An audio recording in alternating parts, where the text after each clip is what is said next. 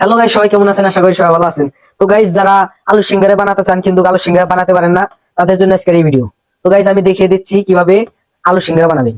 প্রথমে কিন্তু আমি এই আটাটা গুলে নিছি। আপনারা যেভাবে উটি বানান সেভাবে কিন্তু এই আটাটা গুলে নেবেন। তারপরে যেভাবে ছোট ছোট গোল করে উটির নাহল বেনে নেবেন। তো গাইস, হালকা নাড়াচাড়ার পরে যেভাবে বেনে নেবেন। তো গাইস, বানানো শেষ হওয়ার পরে তারপরে এইভাবে আলুগুলো কেটে নেবেন।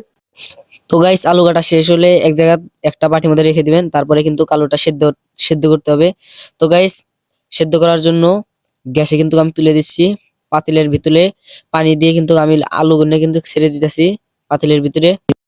তারপরে ভালো করে সিদ্ধ করে নেবেন পাতিলের ভিতরে আলুগুলো।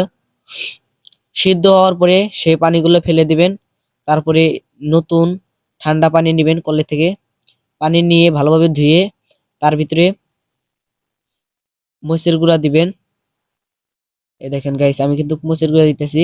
তারপরে হলুদ দিতে হবে। এই যে আমি কিন্তু হলুদ দিয়ে নিচ্ছি। এবিতে আমার কয়টার মধ্যে কিন্তু হলুদ নাই, তাও দিয়ে নিতেছি। তারপরে দিতে হবে লবণ। লবণ দিয়ে ভালোভাবে মিশিয়ে নিতেছি। মিশানো শেষ হওয়ার পরে গ্যাসের চুলাটা জ্বালিয়ে তারপরে কড়াইটা গরম করে তেল ঢেলে দিব। আমি কিন্তু তেল ঢেলে দিচ্ছি। তো গাইস, সেই আলুগুলো কড়াইয়ের ভিতরে ঢেলে দিবেন। সেই আলুগুলো ভালো করে ভেজে তারপরে একটা বাটির ভিতরে রেখে দিবেন।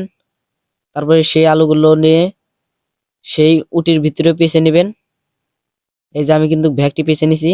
তারপরে সেই পেঁচানো আলুগুলো কড়াইয়ের ভিতরে তেল দিয়ে তার ভিতরে ছেড়ে দিবেন। তারপরে দেখতে পারবেন সেই আলু সিঙ্গারার কালার কিন্তু হয়ে গেছে। তারপরে সবাই নেমে নেবেন। এই দেখেন, আমি কিন্তু ভ্যাকটি নেমে নিছি। এই যে দেখেন। তারপরে আমি দাদার সঙ্গে বসে দাদাকে দিতেছি আর বলতেছি যে, দাদা খাইবা নাকি? দাদা কয় না, আমার এবিটি দাঁত নাই, আরো দাঁতে একটা দুইটা দাঁত আছে, সেগুলো পড়ে যাবে।